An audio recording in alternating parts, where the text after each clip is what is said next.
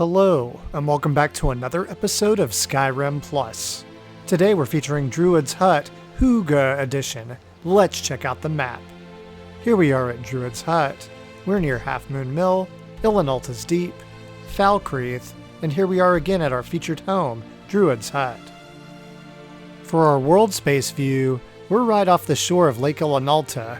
You can see the mast of the Silver Moon, the Lady's Stone, Ilinalta's Deep, and as we turn back towards the shoreline, you can see great views of the lake, forest, and mountains. On the other side of that rock is Half Moon Mill, and then if we look straight down the hill, you can see our featured home, Druid's Hut. Let's go take a closer look. And here we are at Druid's Hut. Doesn't this place look amazing? It blends right into the surroundings. When you get near the home, you'll receive a quest notification, a Druid's last request. I have found a quaint little turf house near Half Moon Mill. Seems like no one is around, but it doesn't look abandoned either. I should look around in the area to see if I can find anything interesting. Or if anyone is in need of help, search the area around the turf house. Okay, once we find that, we're going to go ahead and turn around, facing the road. And then you're going to come right past this tree.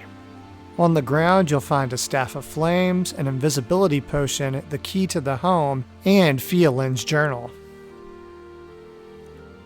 As you flip through these pages, you discover notes on weather, animal sightings, alchemical ingredients, excursions to the wilderness, peculiar findings near or inside ruins, and personal thoughts. The last entries shed light into the fate of the writer. 11th of Sun's Height, 4th Era 201. Seems like a pack of wolves have made the surrounding area their territory. Odd, considering that for some reason, there aren't many elk or deer around lately. 16th of Sun's Height, 4th Era 201. The wolves are seemingly getting hungry and bold.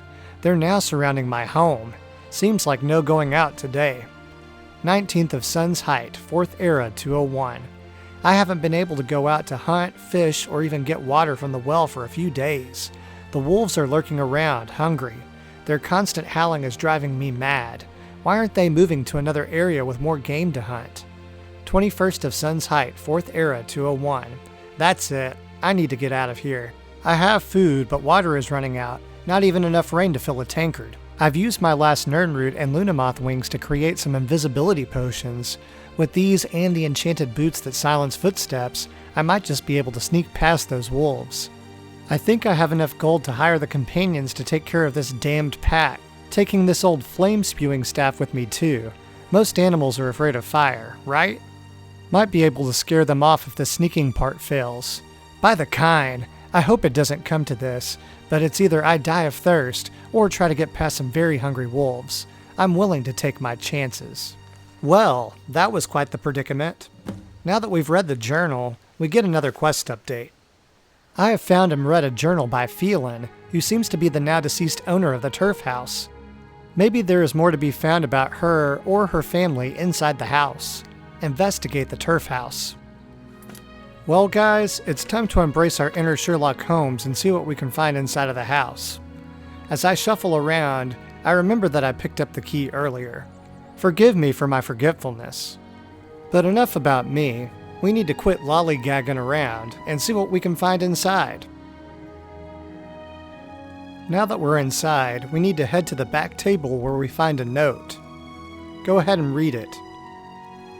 I didn't say pick up the fork, I said read the note. You must have drank too much mead. Anyway, to the trespasser, I don't know you, and you don't know me, but I can tell you're curious and opportunistic. If you're reading this, know that I am dead. Those wolves outside got me despite my best attempts to sneak past them and get help. Probably didn't leave enough of me to bury. This means I no longer need this house. It's yours to use. Take care of it.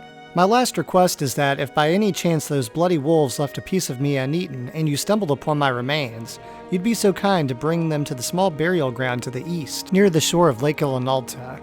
There's an old empty urn there where you can lay the last piece of me to rest in. Yours, Fiolin. P.S. If you did run into these wolves, I hope you took care of them too. If so, do me another favor and put their pelts to a good use. And thank you. Now that we've read this note, we get another quest update. I've entered the turf house and found a note from Phelan, the now deceased owner. It seems that she didn't have a next of kin and has left the house to whoever finds it. She also wishes to be laid to rest at a nearby old burial ground. I should respect that wish, find her remains, and bring it there. Recover the remains of Phelan. Okay, Watson, looks like we need to head outside and look for Phelan's remains. I have a bad feeling about this. No pun intended. Wink wink. All jokes aside, it's time for us to find some remains. When you head out the front door, you'll want to start by heading to the road, take a right, and you'll look for where it forks. Yours may look different if you don't have Lux Via installed. Right on this hill is where you want to go. And when we arrive, we find a soul gem, a coin purse, bloody rags, those enchanted boots of sneak, and unfortunately, Phelan's remains. I have recovered what's left of Phelan and pieced together the events that led to her demise. Now it's time to bring her remains to the old burial ground to the east and lay her to rest. Bring Phelan's remains to burial grounds. Now we need to head east, as the directions instructed, so we'll need to travel up this hill towards the burial ground and look for the urn. If you want to be able to jump like that, install Better Jumping SE. I made a video on that a while ago showing how to tweak the INI file. Don't judge me too harshly though, as it was one of my first features. Now we have the burial ground in sight. Zombies and skeletons like to hang out here, which is probably why there wasn't any game for the wolves. And there's the urn. Let's go ahead and activate it. We need to go to the miscellaneous section of our inventory to find the remains, and then place them in the urn. As you solemnly lay Phelan's remains into the burial urn and seal it so that no one can disturb her peace, you feel calm serenity flowing through you, as if hands of Kyn herself had reached out and touched your soul. This sense of peace is disturbed, though, as 3 enormous wolves charge at you from nearby bushes. Time to earn this house. Oh gosh, that guy's massive. Alright, there's 1 down. 2 down. And 3. Now that we've laid Phelan to rest and avenged her death, it's time to go check out our new home. Here's our very own turf house near the lake. Isn't she a beaut? We'll start by covering the outdoor features first. To the left of the front door you have a tanning rack.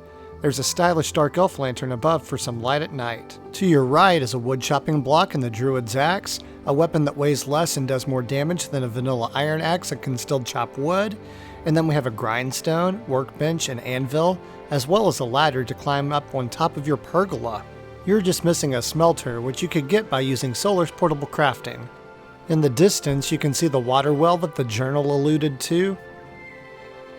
And when we turn around, check out the side of the home. This mossy stone exterior is the perfect complement to the forest. And look at those plants growing up top. Can't say this one doesn't have character. And look at the view from the back. That's a million septum view.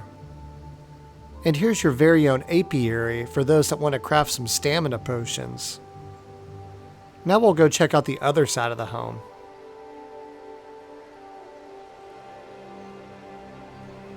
And wouldn't you know it, more character. Look at the smoke vent and the flowers along the side.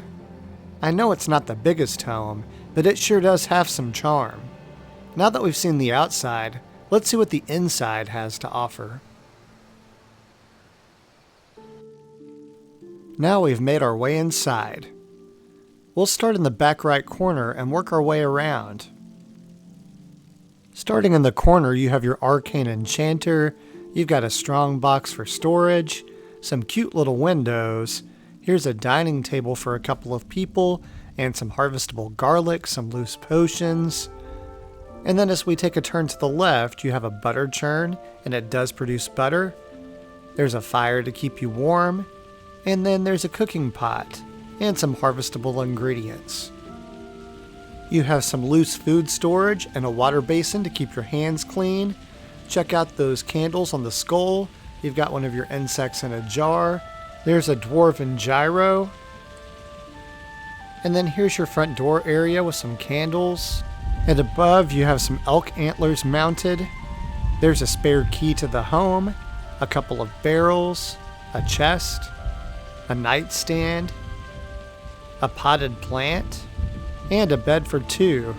And look, you've got a wreath. That looks so nice. I like the candles on the edge of the bed, although I feel like that might be a fire hazard. You also have 3 books over here, one of which is needed for Legacy of the Dragonborn, and some empty wine bottles. Ooh, watch out for that candle, don't trip. Also, just to let you know, this is a fully nav-meshed home, so followers can come and stay with you. Oh wow, listen to that rainfall. Speaking of falling, with the decoration being dynamic, the mod author recommended adding the mod Sweeping Organizes Stuff to combat messes caused by your clumsiness. Alright, let's head outside. Oh wow, it's raining cats and dogs out here. We can't have that. There's no raining on my parade, or tour. Let's continue on. In the back, we're fenced in by that mossy stone. There are a couple of plants, and there's a shrine to Kynareth, surrounded by some candles and a really pretty wreath. And then when we turn to the right, there's a chest for additional storage and an outdoor alchemy nook underneath this pergola. I just love looking up through those. And our last feature is this flowing ivy growing on the turf roof. It's attractive. Now that we've seen all of the features, I'm going to sit on this bench while we cover some final thoughts. Druid's Hut Hygge Edition caught my eye with its theme of nature, heavily influenced by Kynareth. I really thought the green moss on the stone walls, the turf on the roof, the flowers growing along the side, and the chimney offered a lot of charm. And the surrounding areas offer some amazing views, which acted as a perfect backdrop for any Skyrim playthrough. I really enjoyed the backstory and bringing closure for Phelan, as well as avenging her death. And as far as practical features, it included a bed for you and a friend, a tanning rack, a grindstone, workbench, and anvil, a wood chopping block and a custom weapon, a well for fresh water, an apiary, a cooking pot, a butter churn, an arcane enchanter, an outdoor alchemy nook, and a shrine to Kynareth, of course. It also looks great at night with the dark elf lantern, but if that's not enough to win you over, how about all of these cool insects? This home has a lot to offer for the lucky loner and is +1. This concludes my feature of Druid's Hut Hygge Edition.